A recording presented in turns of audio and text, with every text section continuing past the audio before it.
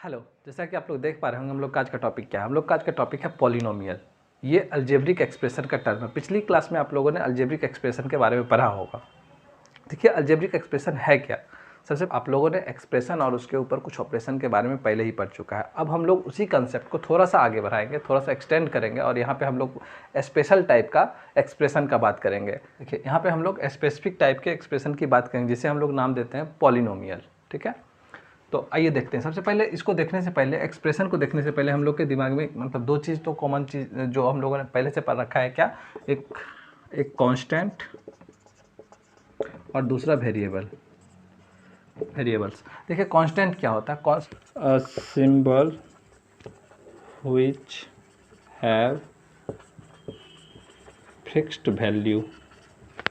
ठीक है, अगर हम कांस्टेंट की बात करें तो symbol which have fixed value. अगर हम यहीं पे वेरिएबल की बात करने लगे तो यहाँ पे क्या होगा, a symbol which have different value. देखिए कांस्टेंट और वेरिएबल में क्या अंतर है। कांस्टेंट का क्या होता है, वैल्यू हमेशा फिक्स होता है, और वेरिएबल का वैल्यू क्या होता है, बदलते रहता है। हमें पता नहीं होता है कि क्या वैल्यू रखे। मैं कुछ और लूँ, कोई और कुछ और लेगा, कोई और कुछ और लेगा, इसी तरह से। ठीक है, तो हम लोग यहाँ पे कांस्टेंट और वेरिएबल के बारे में पहले क्लास में पढ़ चुका था। अगर हम लोग अलजेब्रिक एक्सप्रेशन का बात करें तो combination of constant and variable with some operation. अगर हम बात constant plus variable with some operation, कहने का मतलब सम ऑपरेशन की बात अगर करें तो ऑपरेशन हम लोग का क्या है। यहाँ ऑपरेशन की बात करें तो ऑपरेशन क्या हो गया हम लोग का, एडिशन। ऑपरेशन क्या है, एडिशन,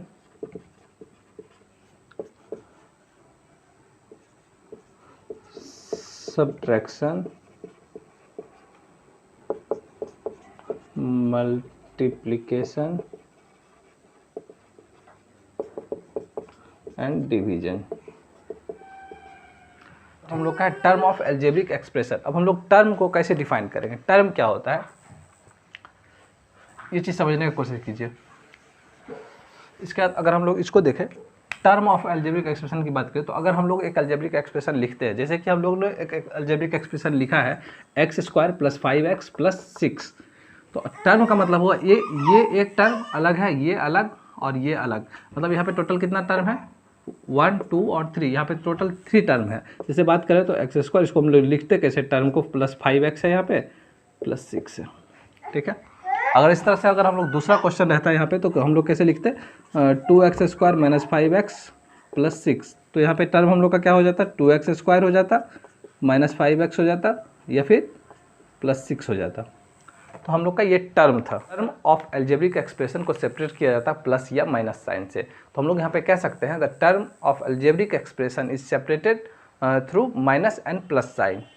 ओके, हम लोग अगर अगले पार्ट का बात करें पॉलिनोमियल इन वन वेरिएबल का, तो पॉलिनोमियल इन वन वेरिएबल को हम लोग डिफाइन करते हैं expression in the form of a0 + a1x + a2x2 + a2 a3 का पावर x3। इस तरह से हम लोग लास्ट तक चले an-1 x का पावर n-1, या फिर और लास्ट an और x का पावर n।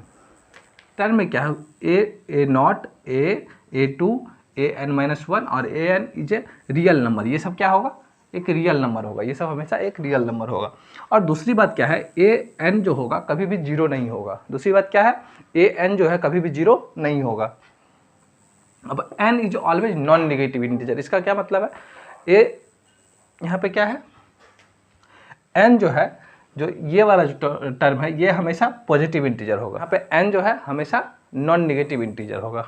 अगर इस तरह का कोई भी एक्सप्रेशन होगा जो इन सब टर्म को फॉलो करेगा तो उसको हम लोग कहेंगे पॉलिनोमियल इन वन वेरिएबल। ठीक है, पॉलिनोमियल इन वन वेरिएबल। अगर हम लोग यहाँ पे एग्जांपल की मदद से समझते हैं, जैसे कि अगर यहाँ पे लिखा है f(x) = 7x² - 4x + 3, तो यहाँ पे देखिए x का पावर जो सबसे बड़ा पार्ट होगा, x का पावर जो x का सबसे बड़ा पावर होगा वो हम लोग सबसे पहले देखेंगे।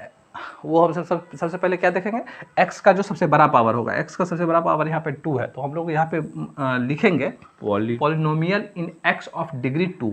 अगर हम लोग इसकी बात करें तो यहाँ पे क्या है, यहाँ पे हम लोग यहाँ पे समझने की कोशिश की, यहाँ पे सबसे बड़ा पावर क्या है, 3 है। तो हम लोग यहाँ पे क्या बोलेंगे, यहाँ पे बोलेंगे polynomial in x of degree 3। इस तरह से हम लोगों ने पॉलिनोमियल इन वन वेरिएबल के बारे में पढ़ा और आगे हम लोग जारी रखेंगे। हम लोग पॉलिनोमियल से थोड़ा सा फैमिलियर होने लगे तो अब हम लोग देखेंगे स्टैंडर्ड फॉर्म ऑफ पॉलिनोमियल क्या है।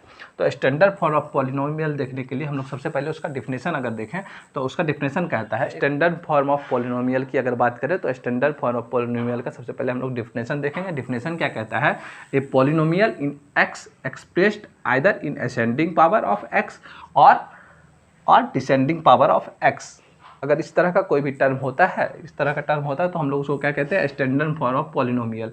देखिए हम लोग यहाँ पे क्या समझे हैं कि स्टैंडर्ड फॉर्म ऑफ पॉलिनोमियल हम तब कहेंगे जब x का जो पावर होगा या तो असेंडिंग में होगा या फिर डिसेंडिंग में होगा, तब हम लोग वहाँ पे बात करेंगे, हम लोग वहाँ पे कहेंगे कि ये क्या है, स्टैंडर्ड फॉर्म ऑफ पॉलिनोमियल है। ठीक है, हम लोग कुछ एग्जांपल से समझते हैं। जैसे कि हम लोग यहाँ पे लिखे f(x), ये क्या लिखा, तो f का मतलब होता है फंक्शन ऑफ x। जैसे यहाँ पे लिखा है x + 1/x, तो हम लोग यहाँ पे क्या लिखते हैं, x यहाँ पे क्या होगा, x का पावर 1 है। अब आगे का बात करें तो x का पावर -1 है। ये देखिए x, इसके बाद बीच में क्या 0 भी तो आना चाहिए था। अगर हम लोग इसका असेंडिंग या डिसेंडिंग करेंगे तो यहाँ पे क्या होता, 1 आता, फिर 0 आता, फिर -1 आता।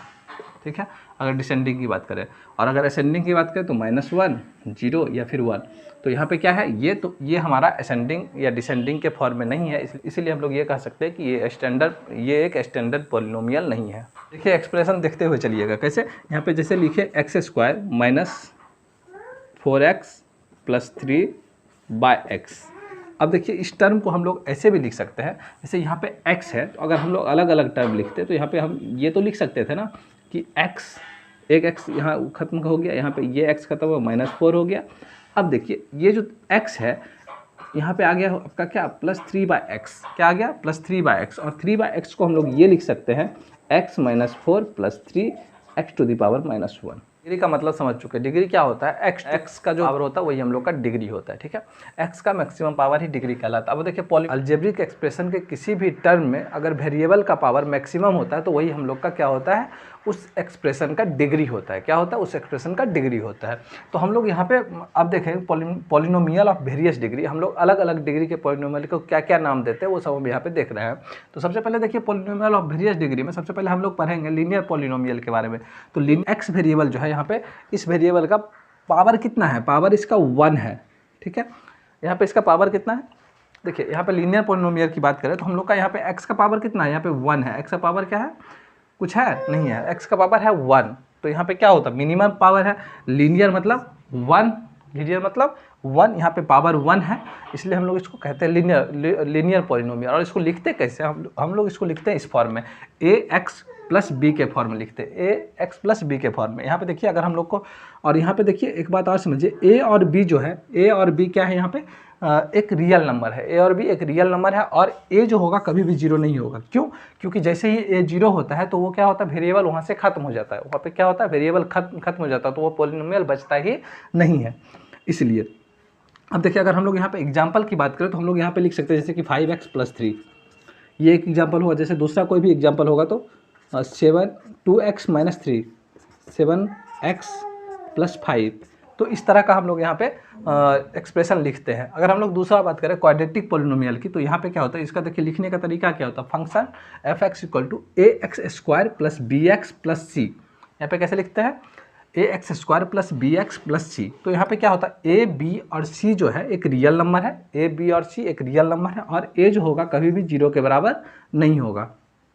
तो यहाँ पे देखिए अब इसको हम लोग कैसे लिखते हैं, अगर हम लोग को यहाँ पे लिखने के लिए दिया जाए फंक्शन x का ही अगर बात करें तो हम लोग यहाँ पे लिखेंगे 2x² + 5x + 6, 2x² + 5x + 6। ठीक है, अगर हम लोग इस तरह से दूसरा टर्म यहाँ पे लिखें तो हम लोग यहाँ पे लिख सकते हैं 3x² - 5x + 2।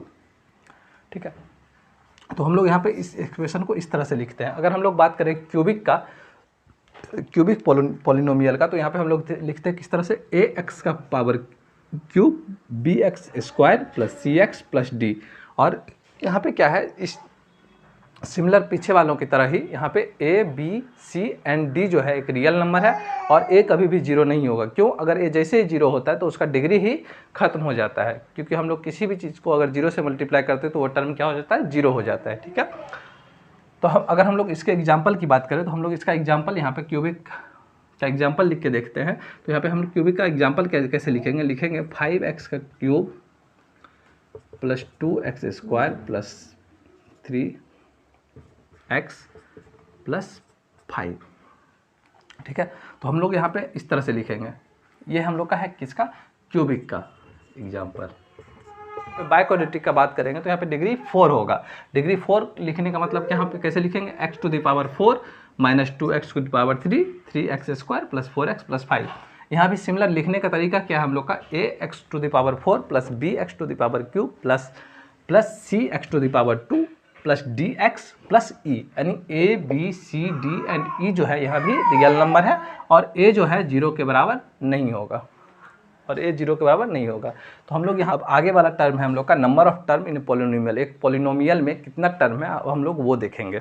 तो हम लोग यहाँ पे देखेंगे number of term in a polynomial. तो इसको कैसे हम लोग देखते हैं, सबसे पहले देखते हैं मतलब यहाँ पे हम लोग देखते हैं मोनोमियल, दूसरा देखते हैं हम लोग यहाँ पे बाइनोमियल, तीसरा हम लोग देखते हैं यहाँ पे ट्राइनोमियल और इसी तरह से आगे हम लोग देखते हुए चलते हैं। ठीक है, मोनोमियल में कितना होता है, 1 टर्म होता है। जैसे अगर लिखा जाए तो यहाँ पे इसको लिखा जाएगा 6x स्क्वायर या 5x प्लस 2x, इस तरह से कुछ भी लिखा जाएगा। अगर हम लोग बाइनोमियल का बात करें यहाँ पे 2 टर्म लिखा जाएगा। जैसे यहाँ पे कितना होगा, 2 टर्म होगा। तो यहाँ पे हम लोग कैसे लिखेंगे, इसको लिखेंगे 2x square plus 5x square plus 3। इस तरह से हम लोग का यहाँ पे 2 टर्म होगा। ट्राइनोमियल की बात करें अगर हम लोग तो यहाँ पे हम लोग कैसे लिखेंगे, 3 टर्म होगा। यहाँ पे कितना टर्म हो जाएगा, 3 टर्म होगा। तो इस